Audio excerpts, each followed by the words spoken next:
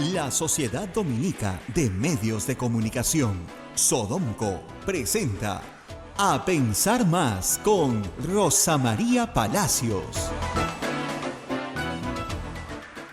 Muy buenos días, señoras y señores, bienvenidos a Pensar Más con Rosa María Palacios a través de las emisoras de la Sociedad Dominica de Medios de Comunicación.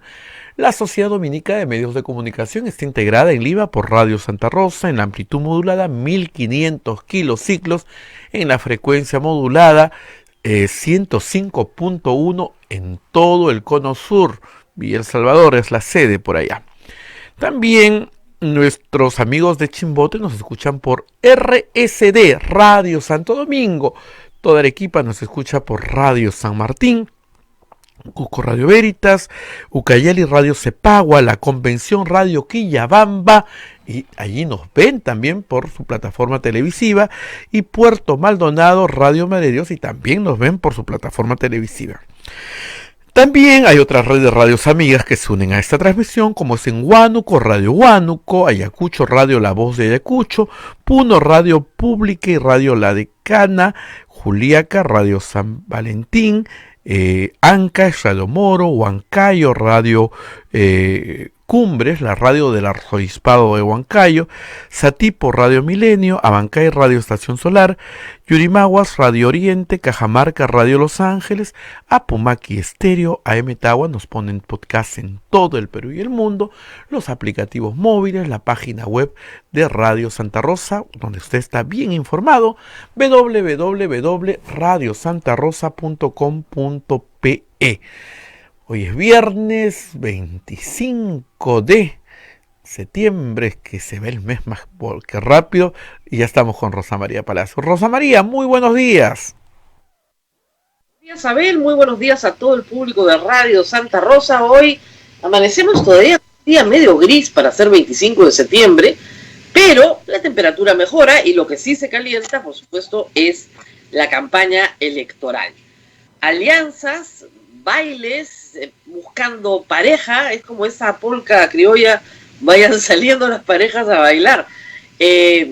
Durante el día de ayer se han revelado algunas sorpresas, otras no tanto, del proceso electoral, pero no todo está dicho. Hasta el lunes 28, en realidad hasta el 30, se pueden inscribir candidatos como militantes de distintos partidos para participar en sus elecciones internas, que son en diciembre, y luego, la primera semana de enero, el 11 de enero en realidad es el plazo, se inscriben las candidaturas. Pero todo se ha comenzado a organizar porque hay la fecha pues del 30. El señor Forsyth ya es lanzado en la lista de Restauración Nacional. Susel Paredes, con Fuerza Ciudadana, que es una organización política no registrada, que no tiene registro de organización política, se ha unido al Partido Morado. Aparentemente Susel Paredes va a ir como candidata a la vicepresidencia. Nada está dicho, pero eso es lo que se supone. Integraría la plancha con Julio Guzmán, que en efecto su partido, el Morado, ha tenido un pequeño giro, sobre todo en lo económico, hacia la izquierda. Coincide con las posiciones de izquierda sobre la SUNAT, por ejemplo, esta semana.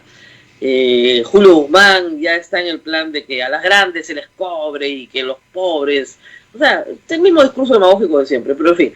Y en el Congreso su bancada ha votado en normas muy populistas.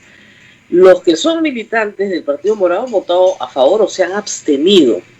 Entonces este giro a la izquierda, juntándose con un grupo que conforman, entre otros, Salomón Lerner, Carlos Tapia, son giros normales en esta época, cada uno tiene que tomar sus opciones, pero eso tiene que tal vez ayudarlo en la situación personal que hasta ahora no termina de resolverse ante la opinión pública, y por eso su candidatura simplemente no despega.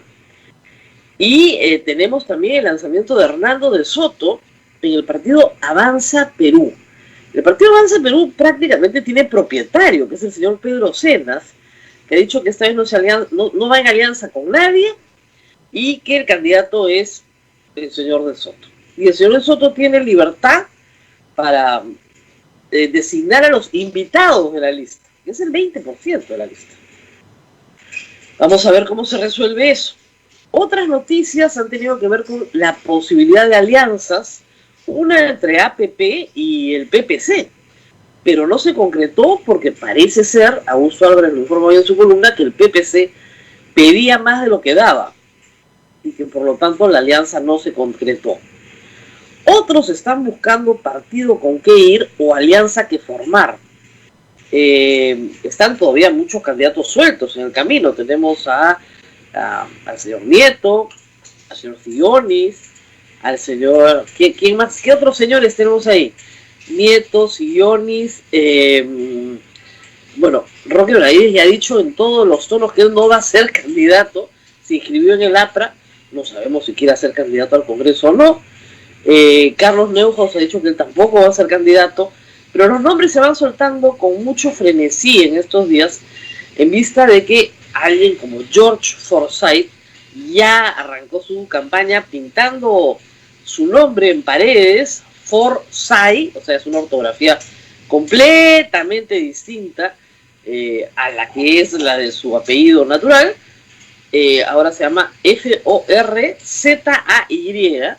y su nombre no es George como en inglés, George, sino es Yorch. Claro, y si uno lo lee dice George, pero George suena como el otro George, no sé como el otro George. Es un truco publicitario, como comentábamos el otro día, pero tomado a propósito en esos términos, para que un nombre que no está castellanizado, no se llama Jorge, ¿no?, se castellanice de esa manera. Y un apellido que es difícil de escribir. Es como Kuczynski, que había que aprender a escribirlo. Y por lo tanto se cambia a PPK, y en este caso se cambia a Forsyth. Entonces la candidatura de Forsyth viene fuerte, no sabemos con quién más, o en alianza o no. No sabemos cómo se va a designar esa lista parlamentaria tampoco, no sabemos nada.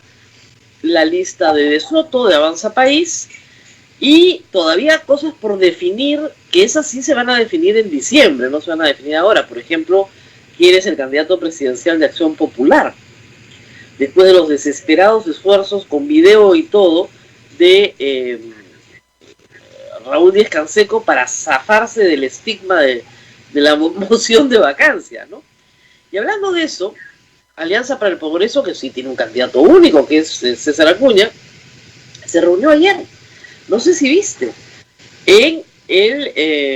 sí, pero en Palacio de Gobierno. Antes el presidente fue, ayer era el Día de la Virgen de las Mercedes, Día de las Fuerzas Armadas, porque es patrona de las Fuerzas Armadas, fue a una ceremonia castrense y se encuentra con el señor Manuel Merino.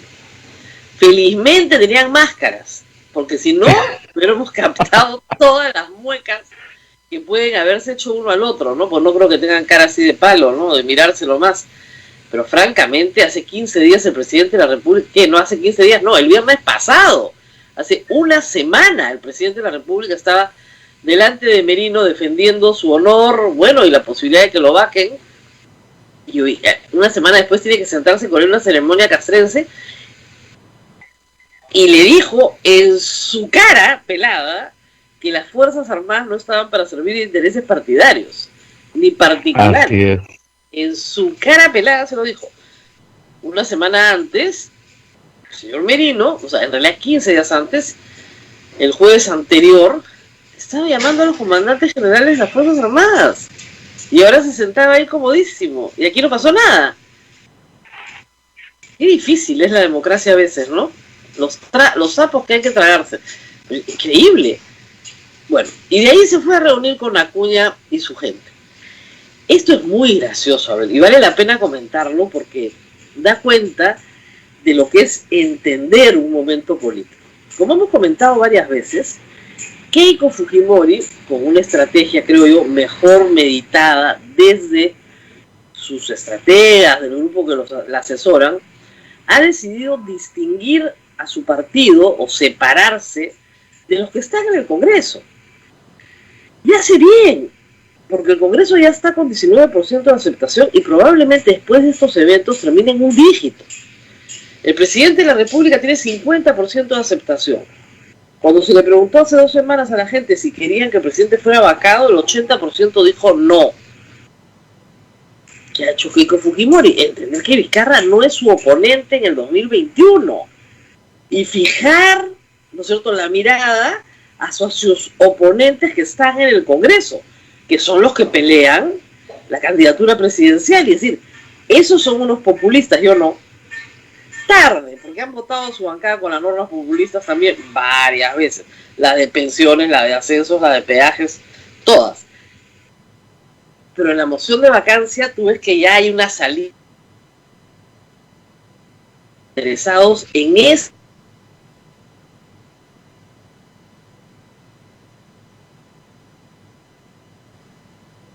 Que la gente no quiere que se vaya de la forma en la que lo quieren sacar. Entonces Acuña, sus estrategias, tenemos problemas con el internet, Rosa María, no sé si me estás escuchando. Se está congelando la imagen de rato en rato. No hemos tenido este problema hace bastante tiempo y nos extraña. Vamos a estar nuevamente con Rosa María. Tenemos unos pequeños problemas. Rosa María nos está contando de la reunión que el día de ayer sostuvo César Acuña con él y algunos congresistas, entre ellos la señora Omonte, el señor Luis Valdés, primer vicepresidente del Congreso, con el jefe de Estado. Y parece que el señor Acuña, nos estaba diciendo Rosa María, que ya entendió con quién se tiene que enfrentar en las elecciones. Rosa María, se congeló la imagen, ya te tenemos nuevamente. Adelante. No, lo que te decía es que muy curioso, porque claro, es un cambio de estrategia. O sea, han ido ayer, y tú piensas que el jueves, no el anterior, sino el anterior, hace 15 días, hace 14 días, el partido APP votaba a favor de vacar al presidente de la República, de la admisión de la moción de vacancia. Esos 4 partidos han salido de esto muy dañados. A UPP no le importa, a Podemos probablemente tampoco, pero Acción Popular y APP tiene que hacer control de daños de inmediato, y lo que estamos viendo ayer es un tema de control de daños, pero es muy gracioso, porque el día 17 de septiembre, si ustedes ven el Twitter del señor Acuña, el día 17 de septiembre, el señor Acuña remite una carta al presidente de la República, ustedes recordarán, el día anterior, ¿no es cierto?, el 17 fue jueves, el debate fue viernes, el día anterior, en estos términos que él pone en su Twitter: es necesario que todos y todas trabajemos juntos por el Perú. Por eso le he ofrecido al señor Martín Vizcarra mi colaboración para poner en marcha un paquete de 10 medidas de reactivación económica. Ya, muy bien. Ayer, primer tuit: nos hemos reunido con el presidente Martín Vizcarra a petición de este. ¿Cómo que a petición de este? Si tú le has ofrecido una semana antes toda tu colaboración. ¿No? Hay como que quiero y no quiero. ¿Cómo que a petición de este? ¿No les mandado una carta el día jueves, la semana pasada? Señor presidente, vaya usted al Congreso, responda, yo a cambio le ofrezco mi colaboración. Con estos 10 puntos irrelevantes, la verdad, pero en fin. ¿Y qué le ha dicho ayer de relevancia nacional? ¿No es cierto? En concreto, dice Acuña, hemos exigido al Ejecutivo la puesta en marcha de un conjunto de medidas para generar empleo sin descuidar los temas de salud, educación y vivienda. Entonces, sí, claro, eso ya lo sabemos. Es muy gracioso. También a la salida dijo que en realidad, y lo dice en su Twitter, después de decir que iba a petición, para exigir, de nuevo, los verbos son exigir, él me ha pedido, ¿no?, al gobierno que centre todos sus esfuerzos en la lucha contra la pandemia, solicitándole dote de manera urgente el presupuesto para la compra de vacunas. Ya se entregó, o sea, ya la Cancillería ya está negociando, ya compraron un primer lote, no se paga hasta que no te entregan, hay una serie de condiciones contractuales que todavía tienen que definirse. ¿Qué exigencia es esa? O sea, como si el Ejecutivo no fuera a comprar las vacunas. Es en realidad un poco extraño todo esto, Abel. No sé qué les parece a ustedes, pero a mí francamente me parece una solución desesperada por tratar de quitar la pésima imagen que en general tiene este Congreso. O sea, los 9 partidos que están actualmente en el Congreso están en problemas de cara al electorado el próximo año. ¿Por qué? Porque esta es una situación anómala, no es la situación normal. Hay 2 cosas que lo cambian todo. Uno es la pandemia. La otra es que el Congreso, para todo efecto práctico, se instaló en marzo, con la pandemia. Es decir, los 2 llegaron juntos, un nuevo Congreso y la pandemia. Y ese nuevo Congreso no se ha, digamos, asociado a la lucha contra la pandemia, sino se ha asociado a repetir un patrón de conducta obstruccionista contra el Ejecutivo, que la gente percibe que mal que bien y con todos sus defectos, sí es el que lucha contra la pandemia. Los 9 partidos salen muy mal, van a tener que limpiar su imagen y asumir el costo de este Congreso con miras al próximo año. Como les digo, Keiko Fujimori ya se quitó de las medidas populistas a toda velocidad, lo mismo está haciendo Acuña,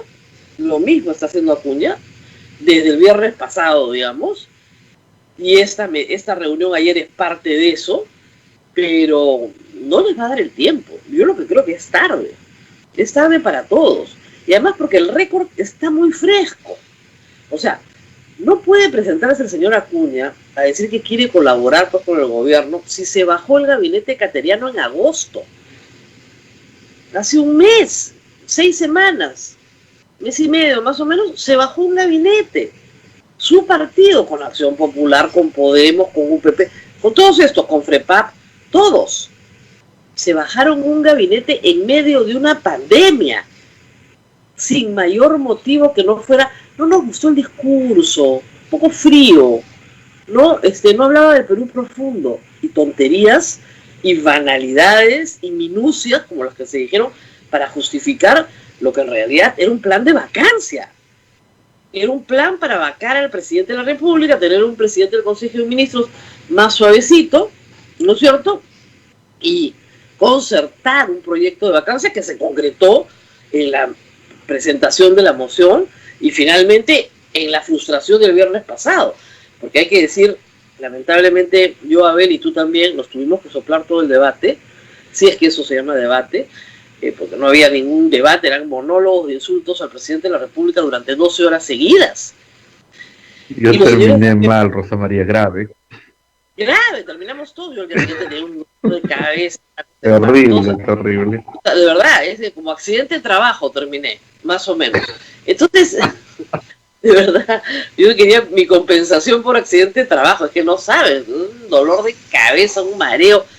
Y lo que escuchamos durante todo el día fueron insultos al presidente de la República. Todo el día. O sea, yo no entiendo cómo el congresista Meléndez, que lo hemos entrevistado acá, el congresista que es vocero de APP, fue a sentarse a ir a Palacio de Gobierno después de haberle dicho las cosas que le dijo al presidente de la República. O sea, de verdad, no sé cómo tienen estómago. No fue Chejade, porque ya hubiera sido el colmo, ¿no? Pero la señora Omonte, que pedía a gritos la vacancia, estuvo ayer sentada, bien cómoda, ningún problema. Entonces están pidiendo la vacancia, de ahí se retroceden, de ahí queremos ser tu amigo, pero tú me has pedido que yo vaya y yo te estoy exigiendo en un tonito. Discúlpeme, a estas alturas el señor Vizcarra se va. ¿Qué le debe a APP? Nada. ¿Qué le debe a APP? Nada, en este momento nada. Si querían vacarlo, lo hubieran vacado la semana pasada. Lo que saben en la APP es que no pueden vacar al presidente porque sus posibilidades electorales se reducen a 0 si vacan al presidente. No están peleando ahí contra Vizcarra, están peleando contra el sentido común de la ciudadanía. ¿Para qué vas a vacar a un presidente en la última hora? Si ya se va.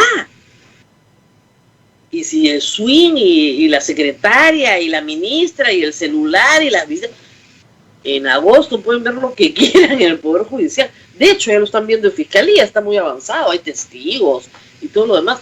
Pero ¿eso en qué afecta la conducción del país en un proceso electoral y en una pandemia? En nada. Entonces déjenlo terminar de hacer su trabajo. Sentido común. Ayer han tratado, como te digo, de hacer control de daños, pero el que escribe los tweets de Acuña, porque eso no lo escribe él obviamente, todavía está en la onda de pechar al gobierno. Hemos ido a su petición a exigirle. No, papito, ha sido tomarte una foto para salvar la cara después del papelonazo que has hecho en el Congreso, admitiendo una moción de vacancia y luego retirando los votos porque sabías que era absolutamente impopular y que te liquidaba para el año que viene. Y nadie quiere terminar como fuerza popular, ¿no? De 73 a 15. De 73 a 15. Imagínense, para APP puede ser regresar de 22 a 8, que era lo que tenía. Y para Acción Popular regresar de 25 a 5. Con otros partidos, no sé, el señor Forsyth, el que gane, como locomotora de otros proyectos políticos que van a meter, no les digo que a gente mejor ni peor, a otra gente, no a los partidos que están ahora. Ahora, eso lo hemos advertido durante meses. Si van a asumir una política populista, si van a asumir una política de confrontación con el Ejecutivo, piensen bien en las elecciones del próximo año. Cuando fue la discusión de la investidura de Pedro Castellano, yo lo dije claramente, el negocio o la elección o la candidatura. Porque ahí sí, los intereses de las universidades estaban con la bandera en alto, liderados por UPP y por Podemos. Me refiero a Podemos a las universidades no licenciadas. Escojan el negocio o la candidatura. Parece que han escogido la candidatura, pero tarde. Ya estamos a fines de septiembre. ¿Ustedes creen que en la campaña, enero, febrero y marzo, no se va a sacar la lista de los proyectos irresponsables que quebraron la caja fiscal?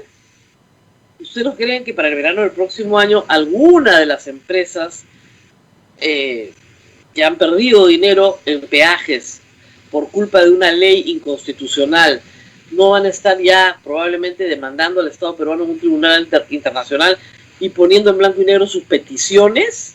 Y nos vamos a enterar todos de cuánto ha costado la bestialidad que hicieron en el Congreso modificando por ley un contrato. El próximo año nos vamos a enterar de todo eso, en plena campaña. ¿Por qué lo hicieron?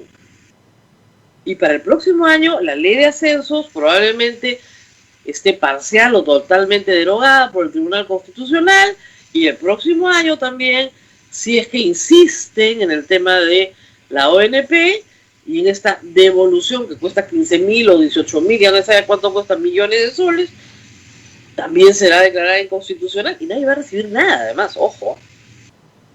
O sea, por una ley que fue popular para la clase media, para los trabajadores formales que tienen cuentas en AFPs, para nadie más, por una ley que fue popular en ese nicho del mercado electoral, en abril y mayo, ¿no es cierto?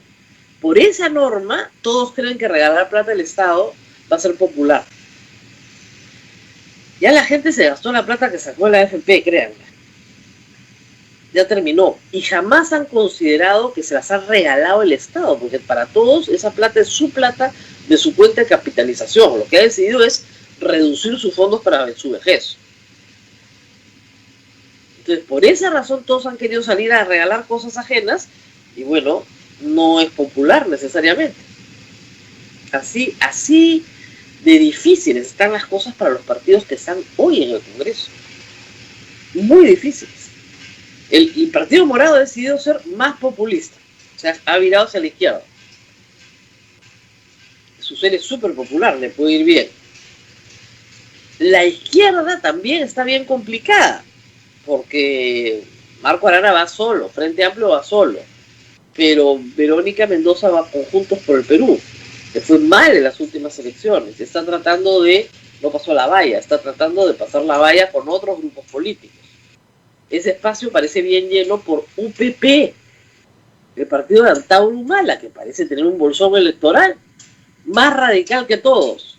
Entonces, los radicales se van con UPP, ya, y ese espacio de la izquierda ya está un poquito lleno, de una izquierda más moderada, si quieren.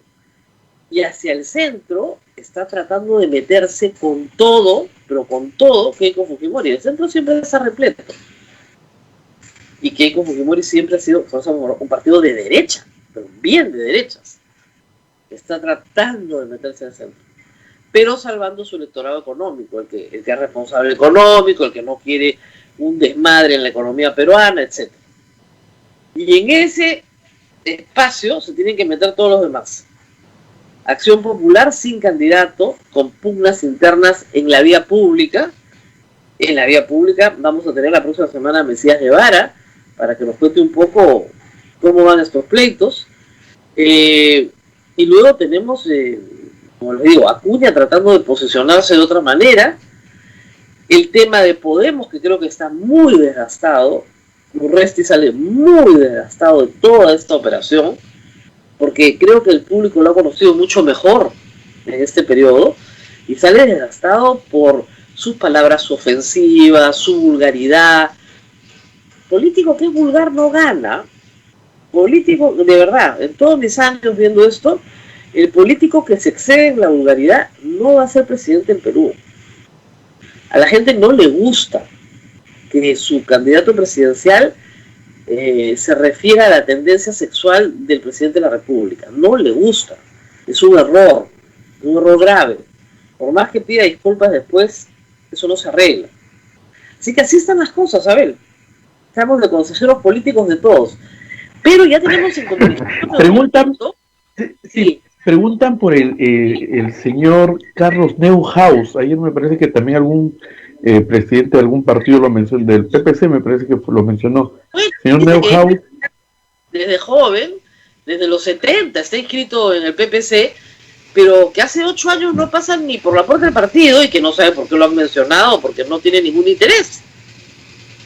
Obviamente es un súper candidato, porque hacerte los Panamericanos, todos sabemos en el Perú lo difícil que es hacer obra pública de emergencia a toda velocidad, porque la tuvo que hacer a toda velocidad con oposición del Congreso, porque acuérdate que lo citaban con Jaime Saavedra y lo insultaban. Los congresistas que después fueron a aplaudir a los Panamericanos, la señora Beteta y compañía, todas las del fujimorismo, ¿cómo lo insultaban? Mauricio Mulder, que para qué vamos a hacer esos juegos, una porquería. Bueno, gracias a que se hicieron esos juegos, se hicieron esas 5 torres donde están ahora todos los enfermos del COVID.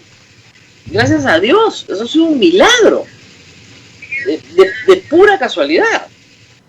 Porque eso sí es una casualidad. Nadie sabía en 2019 que en 2020 iban a haber una pandemia y que se necesitaban cuartos, camas, en fin, y tener una infraestructura que el Perú no tenía. Yo no sé a dónde hubieran puesto a la gente si no hubieran habido esas torres. Entonces, Neuhaus es el símbolo de esos Juegos Panamericanos. Entonces, eso es un caudal político importante porque se le percibe como una persona eficiente, competente, como un buen gestor, en un país de muy malos gestores en la política. Pero no está interesado. Es como Salvador del Solar, voceado en todos los... no está interesado. Aunque a algunos políticos les parezca increíble, hay gente que no está interesada en ser presidente de la República ni candidato presidencial. Bueno, hay que decirlo... Sí, antes de pasar al tema que nos convoca el día de hoy, Rosa María, algo que tú ya lo has explicado, pero es bueno porque hay personas que dicen por Forsyth es venezolano. Ayer creo que lo mencionaste. O sea, repetir nuevamente el tema. Ahorita en un segundo nadie se mueva. Sí. Lo bueno es trabajar en las bibliotecas que tienes todos los libros a mano. Vamos a hacer así, lección de derecho constitucional, ¿ya? Porque la verdad es que se repiten muchas tonterías, ¿ya? Sí. Entonces hay que hacerlo. Yo ya me cansé de explicarlo porque estoy perdiendo la paciencia. El señor Forsyth es peruano de nacimiento, ¿ok? Es peruano de nacimiento. Artículo 52 de la Constitución.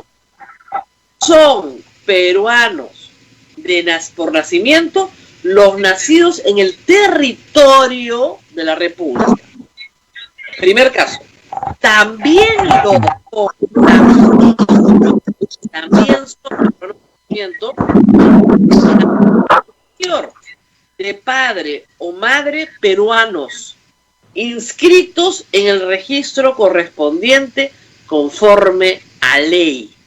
El señor Forsyth nació en Venezuela porque su padre era diplomático, estaba al servicio, ¿no es cierto?, de la diplomacia peruana.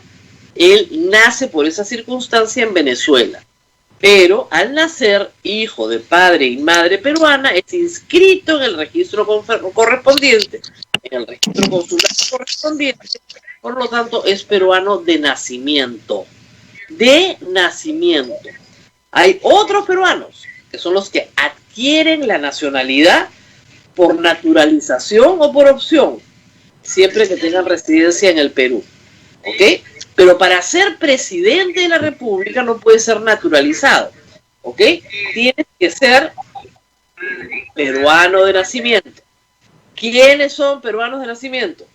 Los que han nacido en el territorio de la República y los nacidos en el exterior de padre o madre peruana debidamente inscritos en el registro correspondiente. Es bien clara la Constitución.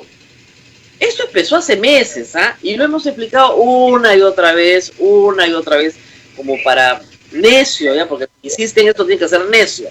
El señor es peruano de nacimiento, no hay discusión. ¿Y por qué es tan importante ser peruano de nacimiento? Porque es uno de los requisitos para ser presidente de la República, establecido también en la Constitución, ¿no es cierto? Para ser presidente de la República, ¿no es cierto?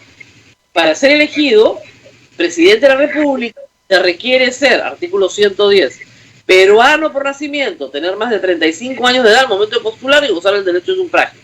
Para ser presidente de la República se requiere ser peruano por nacimiento, artículo 110. Artículo 52, ¿quién es peruano por nacimiento? El que nace en el territorio y el que tiene padre o madre peruana inscrito en un registro consular. No tiene nada que ver que haya nacido, ayer leía, no, es que ha nacido en una embajada, y como nació dentro de la embajada es territorio extranjero. Eso es una estupidez. Puede haber donde quiera. Si tu papá y tu mamá es peruano y te inscriben antes de los 18 años en un registro, eres peruano. ¿Se entendió? Lo hemos explicado siempre. Perfecto. Muy bien, Rosa María. Nos vamos a la pausa porque ya nos está esperando el doctor Marco Almerí, especialista en salud pública, que tiene la gentileza de acompañarnos y nos va a contar si podemos abrir ya el 1 de octubre, ingresar a la cuarta fase. Así que vamos a la pausa y retornamos. Pausa. Continuamos con A Pensar Más a través de las emisoras de la Sociedad Dominica de Medios de Comunicación. En Lima nos escuchan por Radio Santa Rosa, en Chimbote nos están escuchando por Radio Santo Domingo, RSD, Arequipa, Radio San Martín, Cusco, Radio Veritas, Ucayali, Radio Cepagua, La Convención, Radio Quillabamba, Puerto Maldonado, Radio Madre de Dios. También nos ven por sus plataformas televisivas en Quillabamba y en Madre de Dios. Aparte también tenemos la señal de Radio Huánuco en Huánuco, Ayacucho, Radio La Voz de Ayacucho, Puno, Radio Pública y Radio La Decana, Juliaca, Radio San Valentín, Ancash, Radio Moro, Huancayo, Radio Cumbres, Atipo, Radio Milenio, Abancay, Radio Estación Solar, Yurimagua, Radio Oriente, Cajamarca, Radio Los Ángeles, Apumaquisterio, Agua nos ponen todo el Perú y el mundo. Además también los aplicativos móviles, la página web de Radio Santa Rosa, www.radiosantarosa.com. Rosa María, adelante.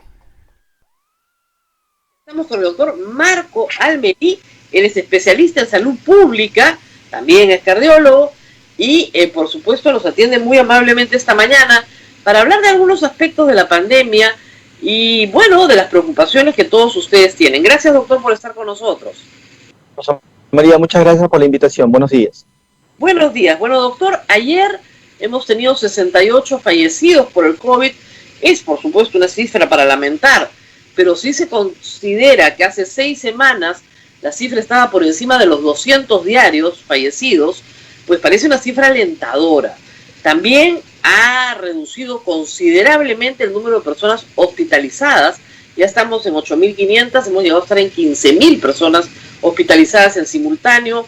Hoy hay disponibilidad de camas con oxígeno y hay disponibilidad de UCI, lo cual es una buena noticia, pero no tenemos una respuesta oficial del Estado peruano, del Ministerio de Salud, que explique la razón por la cual esto está sucediendo, porque la respuesta a esa pregunta es determinante para el futuro. Doctor, ¿por qué está pasando esto? ¿Por qué la enfermedad ya está cediendo? Está cediendo de manera sostenida en las últimas 3 semanas, porque en el caso de las principales ciudades del Perú, como Lima, Iquitos y otros, hemos alcanzado la inmunidad de rebaño, que no lo quieren decir. Y no lo quieren decir porque alcanzar la inmunidad de rebaño no es un éxito, no es un logro, es un fracaso. No es lo ideal para un pueblo cualquiera. Acaba de hace minutos nada más, la OMS, la directora de investigación María Van Kerkhove, acaba de decir que el promedio de inmunización por la enfermedad en el mundo es del 10%, lo acaban de decir ahorita, 10%. Por tanto, en el mundo hay un 90% de personas que todavía son susceptibles a enfermar, pero esa no es la situación del Perú. El Perú está alcanzando el control de esta primera pandemia en Iquitos, por ejemplo, con 71% de personas que han tenido coronavirus y quedan 29 por enfermar. Eso hace casi imposible que haya una segunda ola en Iquitos. En el caso de Lima, estamos alcanzando el control de la primera ola más o menos con 45% de infectados y la posibilidad de 55 de cada 100 peruanos que puedan volverse a enfermar. Es decir, menos probabilidad. Si el virus hoy, un virus suelto en Lima hoy salta a una persona, tiene mitad de posibilidad de encontrar un sano o mitad de posibilidad de encontrar a alguien que ya tuvo coronavirus. Si cae en esa persona que ya tuvo coronavirus, lo que va a encontrar es anticuerpos. Lo van a neutralizar y no se va a multiplicar y no va a infectar. Eso explica por qué desde hace 3 semanas la cantidad de infectados día a día disminuye. Pero eso no es todo, te voy a contar algo más. Hoy día, en las principales emergencias de los principales hospitales de Lima, no pasas de 10 pacientes COVID en las emergencias. Y esos pacientes COVID que se atienden en la emergencia, si no se logran controlar en la emergencia, son los que finalmente pasan a hospitalización o a UCI.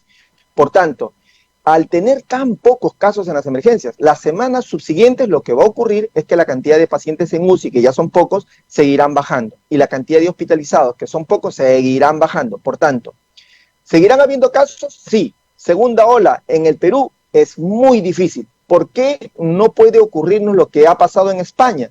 Porque España controló su primera ola con apenas el 10% de prevalencia. Es decir, que de 100 españoles, solo 10 hicieron coronavirus, 90 no.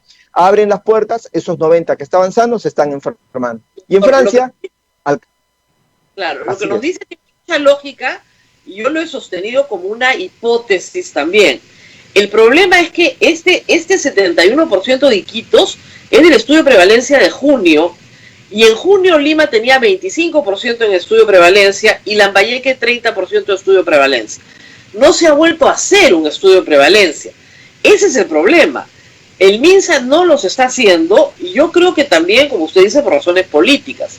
La misma ministra de Salud dijo que en Iquitos se había alcanzado inmunidad de rebaño, lo dijo también el doctor Gotuso, que es una eminencia en esto. Ahí no hay duda. Pero respecto a Lima, por ejemplo, este 45... En Lima se puede calcular. Lo calculamos así, fácil.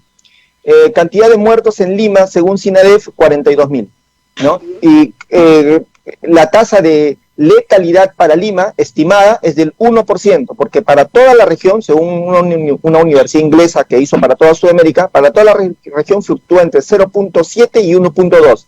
Para Lima, 1%. Entonces, 1% es igual al número, arriba, numerador, número de fallecidos, abajo, número de infectados. Si usted hace esa operación, pone en número de infectados como X, que es lo que yo quiero averiguar, y usted va a encontrar que sale 4.200.000. Lima tiene hoy día 9.300.000 habitantes.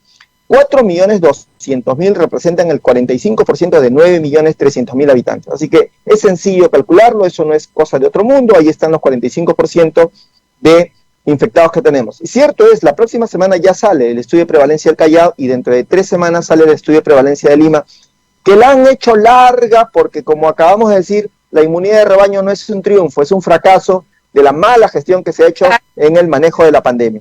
Vamos a ir a eso.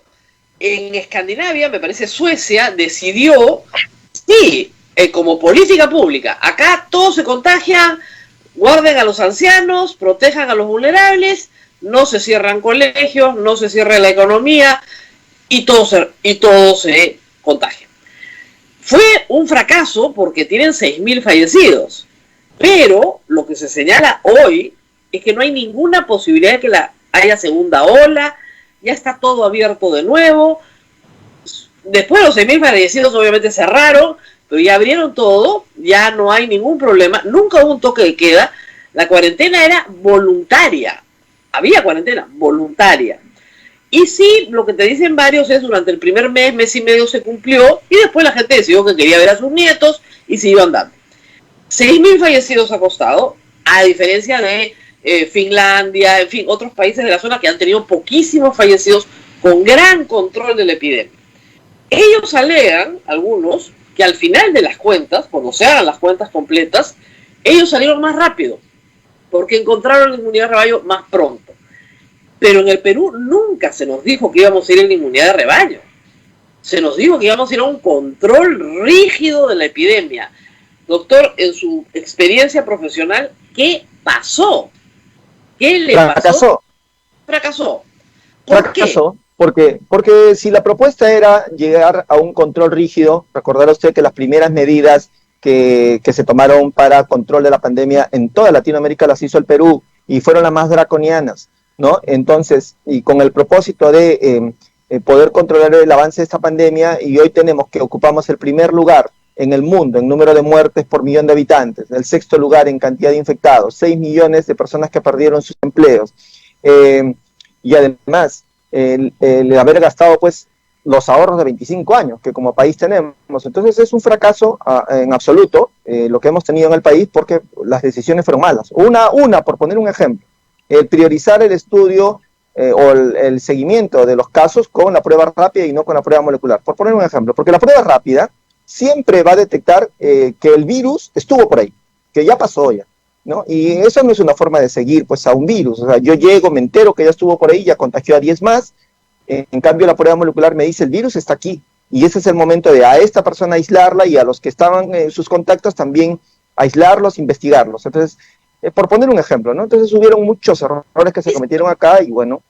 Lo que dice el gobierno es, nosotros tuvimos que adoptar estas medidas desesperadas porque no teníamos camas UCI. Cuando empezamos no había nada. Teníamos 100 camas a nivel nacional, no teníamos laboratorios, no teníamos reactivos, no teníamos las pruebas, no teníamos nada. Algunas cosas sí teníamos, creo yo, que debieron haberse priorizado, como el oxígeno. Si se hubieran priorizado en marzo, no hubiéramos tenido los problemas que tuvimos después en mayo y junio, pero es verdad que no había nada. Es culpa de ellos también. El gobierno del señor Vizcarra ocupó en el año 2019, en lo que es gestión de salud, el penúltimo lugar en salud, en lo que es el ranking de ejecución de gastos de infraestructura, el penúltimo lugar salud, con apenas el 42% de gasto. Devolvieron el 58%, millones de soles, que pudieron haberse comprado ventiladores mecánicos en el 2019. ¿Por qué? Porque el 2019, usted recordará, en el verano del 2019 ocurrió la pandemia del Guillaín-Barré en el norte del Perú. Muchos peruanos murieron por falta de ventilador mecánico, los que justamente hicieron falta el 2020. ¿Qué más ocurrió el 2019? Usted recordará los prematuros que se murieron por falta de incubadoras. Eso, cuando llegó diciembre, no se gastó la plata para comprar incubadoras, se devolvió el dinero. Además, en ese informe de la brecha institucional, publicado el 23 de enero de este año 2020, el propio Ministerio de Salud reconoce que de 43 laboratorios que tiene que tener el Instituto Nacional de Salud en todo el Perú, solo uno funcionaba, 42 malogrados. Porque eso, pudiendo comprar equipos, prefirieron devolver el dinero al Estado a, por ejemplo, equipar estos laboratorios que sabiendo que ellos están mal. ¿Qué más dice su informe de brecha institucional 2019? Que el 78% de la infraestructura de todos los establecimientos del primer nivel que atienden al 80% de los peruanos es precaria. Y además dijeron de los equipos 3 características: obsoletos, insuficientes o inútiles. No lo digo yo, lo dice su propio informe. Entonces, es culpa de ellos también, pues. Claro, el tema clave acá también ha sido la falta de atención primaria. El Ministerio de Salud decidió cerrarla. Y eso ha dejado en abandono a pacientes de otras enfermedades que no han tenido sus controles. Usted es cardiólogo, lo debe saber bien. La gente con problemas, cardiopatías, tiene que controlarse. cada 3 meses, cada 6 meses, de acuerdo a lo que diga su médico. Hay personas con marcapasos que no han sido controladas, en fin, gente con diabetes, con cáncer. ¿Por qué se cerró el nivel de atención primaria? Eso hasta ahora no se entiende. Justo por lo que le acabo de explicar, 78% de todos los establecimientos de salud del nivel primario, postas, centros de salud, son precarios, no tienen equipos, no tienen ni estetoscopio ni tensiómetro, no tienen un termómetro. Entonces, obviamente que en estas circunstancias eran inútiles para el control de la pandemia. Entonces, simplemente lo que hicieron fue cerrar. Y por un lado y por otro lado, por el desconocimiento que tenían en el manejo de la pandemia. Usted recordará que durante la pandemia hemos cambiado 3 ministros precisamente porque no daban pie en bola, es decir, porque no sabían a dónde ir o qué hacer. Entonces, y los otros que son muy cerrados, no aceptan consejos. No han aceptado ningún consejo, estamos de acuerdo en eso. El otro tema complicado ha sido el de la automedicación y el del cambio de los protocolos de medicación del propio MINSA. Mire, hasta ahora lo que nos queda a todos claro es que si uno tiene síntomas leves, lo mejor que puede hacer es guardar reposo, tomar bastantes fluidos y bajarse la temperatura con paracetamol. Y con eso sales adelante con tu pulsioxímetro, te estás midiendo tu saturación y si te baja, ahí sí te vas a buscar oxígeno. Pero no hay ninguna medicación. Y sin embargo hemos tenido la ivermectina, la hidroxicloroquina, la dexametasona, que es para la etapa final, que se la está la gente administrando en la primera, incluso anticoagulantes, que son para enfermos de corazón, que se los toman el primer día. Ha habido una barbaridad de recetas en Twitter que se han repartido.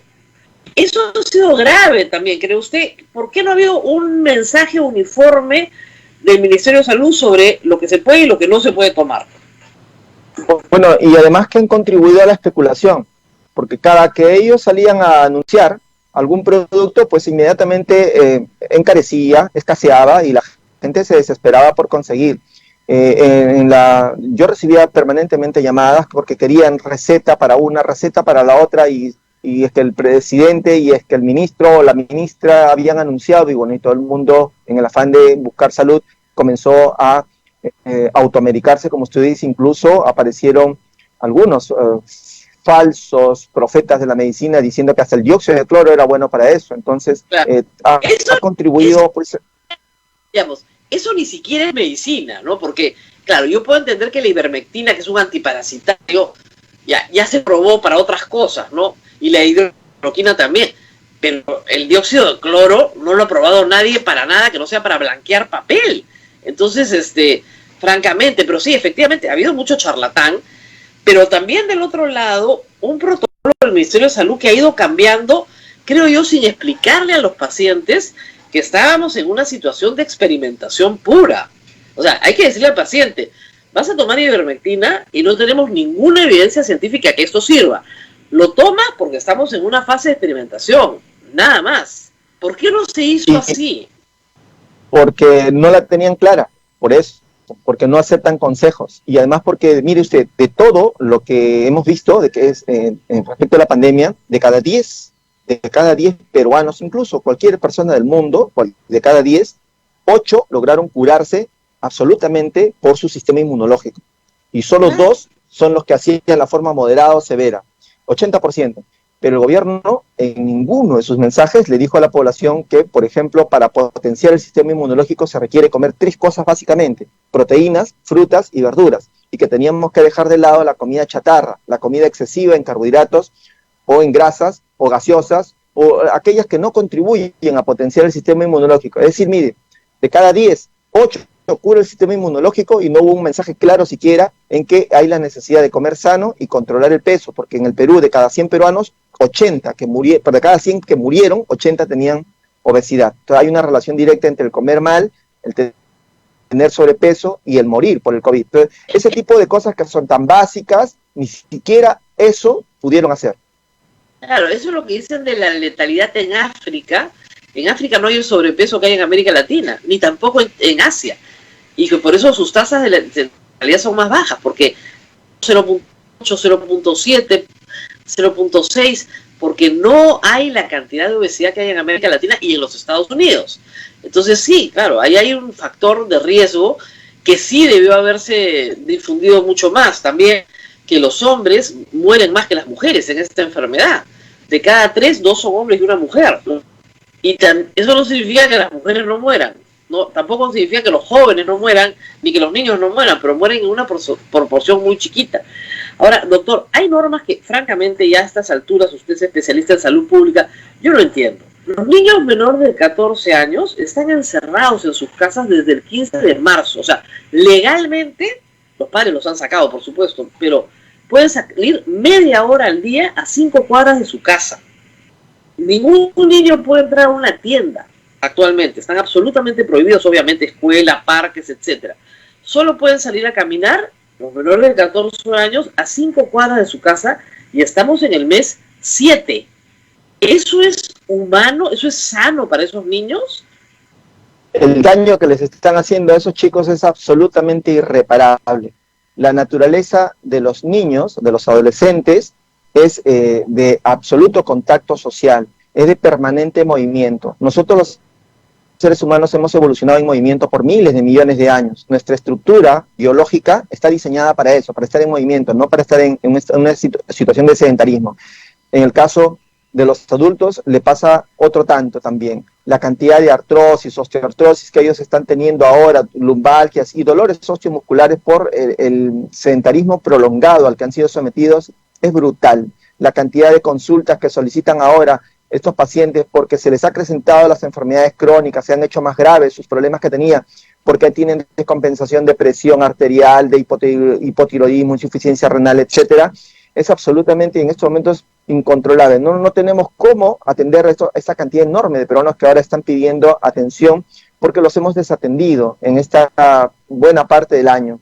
De manera que lo que usted me pregunta es absolutamente cierto y preocupante, y no vamos a poder devolverles a esos niños este encierro al que han sido sometidos, y también la cantidad de datos académicos que tenían que haber recibido en los colegios es absolutamente irrecuperable, que se verá en el futuro. Usted, le voy a poner un ejemplo claro de cómo es que este gobierno no le sirve de nada los datos. Mire, el estudio de prevalencia en Iquitos del 71% de infectados, es decir, que alcanzaron sobradamente la inmunidad de rebaño, además es la primera ciudad del mundo que lo alcanzó, salió hace 2 meses, y sin embargo, cuando decretaron la cuarentena los domingos, los de Iquitos también tenían que estar en cuarentena los domingos. No tiene ningún sentido que ellos estén en cuarentena los domingos. Es decir, el gobierno no hace disquisiciones en función a cada una de las zonas con las que está tratando, los ve todos casi por igual, no los piensa, no razona los datos que tiene, no les sirve de mucho. Yo no sé para qué finalmente los hacen si no van a utilizar esa información, y con eso conllevan, pues, además del daño del COVID, el daño de la mala gestión. Ahora, doctor Almerí, es difícil, es claro lo que usted me está diciendo, pero hay otra preocupación, que es la preocupación de la reinfección.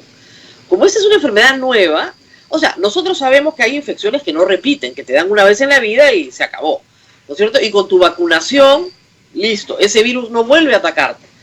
Pero esta es una enfermedad nueva y hay casos reportados de reinfección, no letales, es decir, en la reinfección la persona no muere, pero sí hay reinfección. ¿Esto qué quiere decir? Que las personas que ya se infectaron pueden volverse a infectar. ¿Qué tan grave es viendo la posibilidad de... Todas las infecciones respiratorias, toditas sin excepción, todas tienen reinfección. Y esta es una más, que seguramente va a tener reinfección. Y además, como que probablemente ya se ha visto en Hong Kong, Holanda y Bélgica, que ciertamente hay reinfección. El tema es, y allí es donde tenemos que trabajar porque no tenemos respuesta, ¿cuánto tiempo de protección tenemos cuando nos enfermamos del COVID y logramos superar la enfermedad? Un estudio inglés dijo que nosotros tenemos una protección de 3 meses. Otro estudio dijo 6 meses de protección después de la enfermedad. Hasta el momento no tenemos una respuesta cierta al respecto. Si la protección que nos confiere el habernos enfermado o el habernos vacunado es de 1 año, pues tendremos que vacunarnos todos los años como la influenza. Si la protección es para 5 años, tendremos que vacunarnos cada 5 años.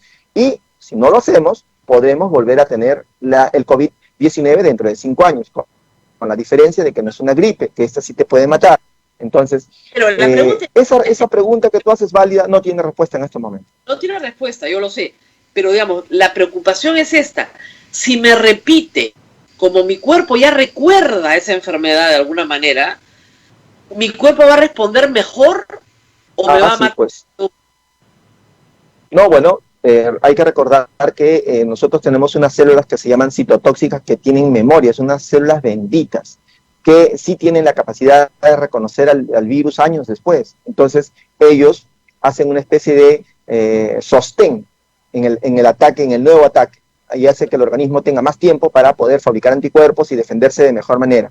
No se olvide además que nos ha pasado acá en el hospital y en todo el mundo, y usted conocerá algún caso en donde de una familia se enfermó la mitad y la otra mitad no se enfermó y se hacen las pruebas y salen negativas y nadie sabe por qué. Y eso sabe por qué es un postulado al respecto.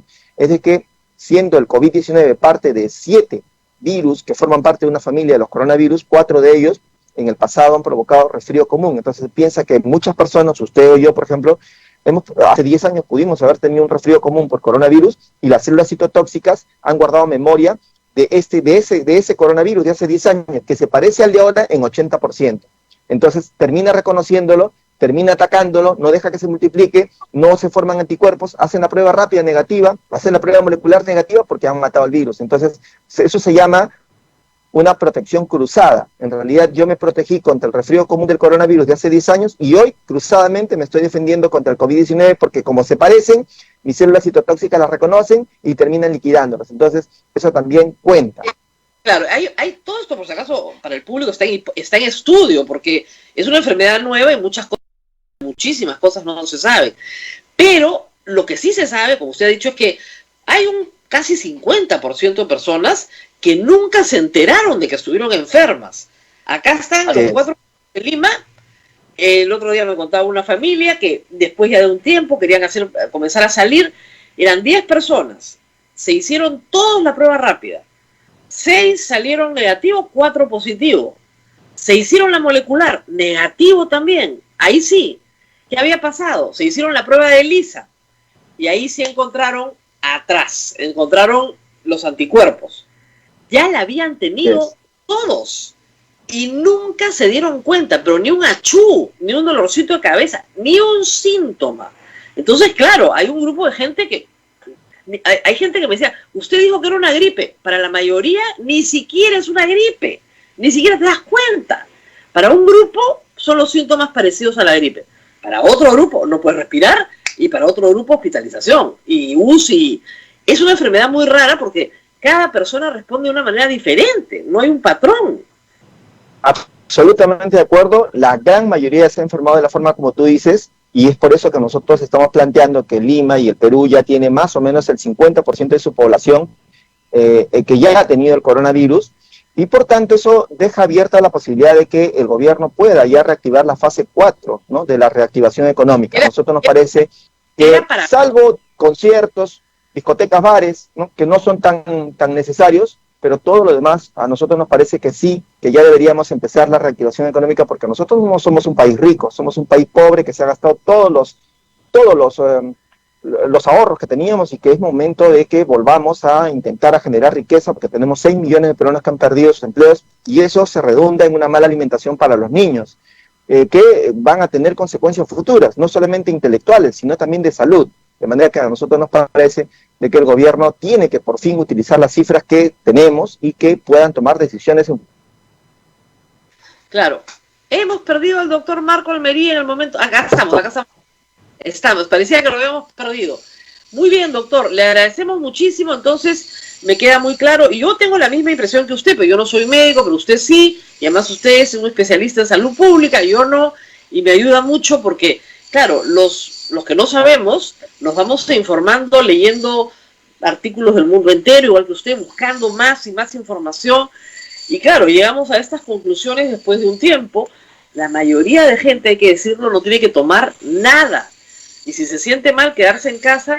El oxímetro ayuda muchísimo a controlarse uno mismo.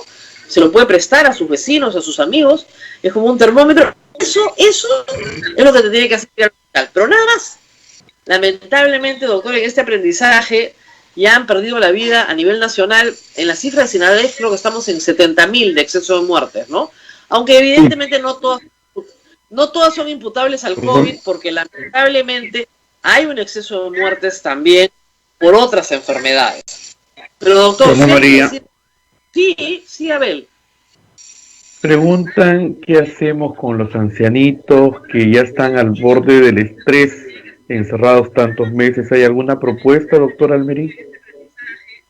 Sí, a nivel nacional nosotros hemos planteado la necesidad de hacer lo que se llama la unidad post-COVID y también la unidad de soporte emocional de las personas, porque no es poca cosa este tema de los problemas emocionales que vamos a tener en el 2021. Los ancianos son uno de ellos, pero también los menores, los infantes, los adolescentes a quienes hemos privado de su libertad por el confinamiento. Entonces, no es un tema menor. A nosotros nos parece que es muy urgente que ahora que se reactiven las consultas externas hayan dos tipos de unidades post-COVID. La de los pacientes que han sido dados de altas y que todavía tienen secuelas, como que no han recuperado el olfato, no han recuperado el gusto, les duele la cabeza, sienten palpitaciones, no pueden concentrarse, no pueden dormir, etcétera, que necesitan una respuesta, y a aquellos menores y aquellos mayores que han sido confinados y que han tenido una secuela mental, psicológica y que tienen que ser atendidos. ¿Usted recomendaría a una familia? Mis padres no salen, hace 7 meses que no los veo. Están encerrados, sin contacto con nadie que no esté con... O sea, son 4 personas, todos encerrados. 7 meses encerrados. Esas personas ya pueden salir con su mascarilla, claro, obviamente. Sí. Bueno, ya deben salir. Por supuesto que ya pueden salir.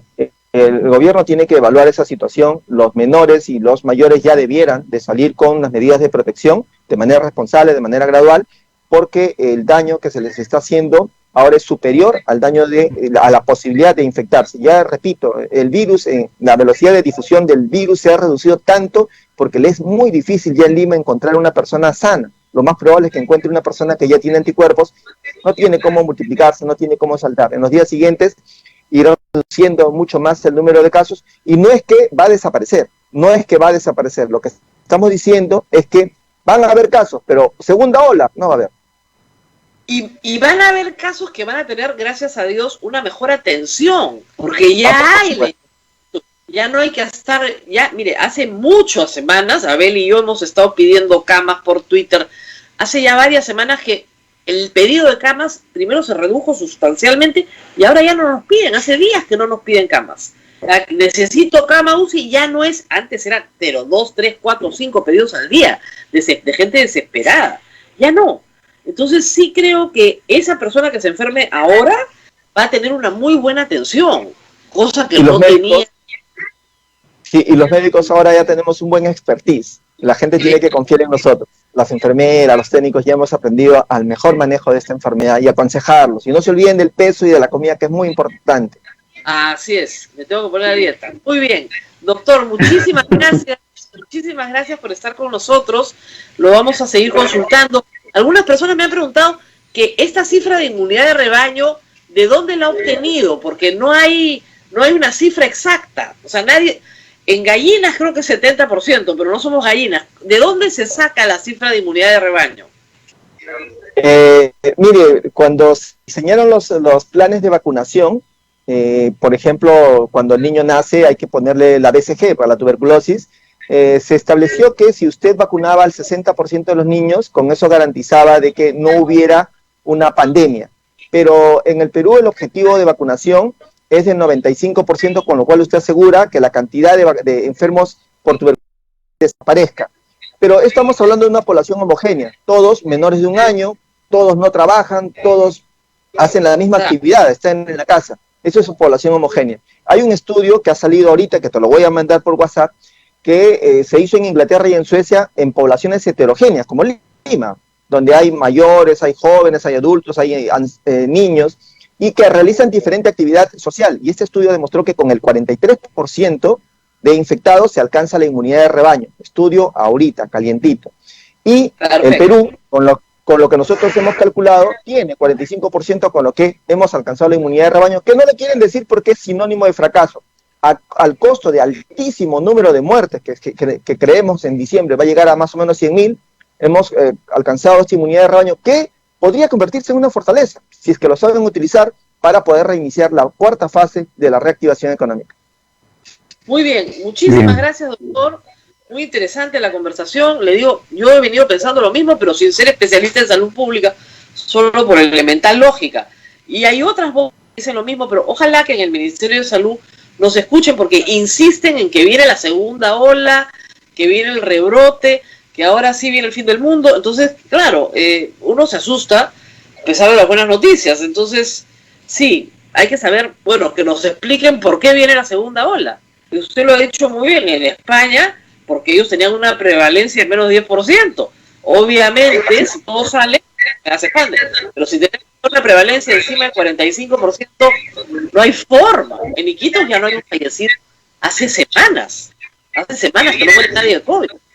Ya se regresaron todos los médicos que mandamos allá, e incluso el Hospital Blanco, que era un hospital insignia, que fue precisamente construido para la pandemia por salud, no hay una madera sobre madera, fue desarmado. ¿Por qué? Porque no hay pacientes, no hay pacientes. Así que, muchas gracias, doctor. Nos vamos, Rosa María. Okay. Muchas gracias, también un fuerte abrazo, Rosa María, cuídate mucho. Muchas gracias, doctor. Y bueno, chicos, buenas noticias. Entonces, vamos a misa del Señor de la Justicia. Ahorita empieza, ¿no? El padre Luis. Sí, ahorita está esperando el padre Enrique, y el padre Richard Manrique también nos está esperando allá en el templo, ¿no? Y ya como dijimos, pues estamos preparando también para toda la fiesta de octubre. Así es. Cuídate mucho, Rosa María. Vamos a programación especial para octubre por el Señor de los Milagros de todas maneras, ¿ah? Así que tranquilos todos, que acá también vamos a cubrir todos esos eventos. Ojalá que lo que nos ha dicho el doctor Almería nos llena de esperanza, comience a ser parte de lo que nos diga el Ministerio de Salud. Fracaso o no fracaso, por favor, si se puede reactivar la economía más, porque ya se puede, pues vámonos, ¿no? Porque el Perú lo necesita. Nos vemos el lunes, Abel. Que tengas un lindo fin de semana. Hasta el lunes, Rosa María. Hasta aquí, A Pensar Más con Rosa María Palacios. Este programa fue producido por la Sociedad Dominica de Medios de Comunicación, Sodomco.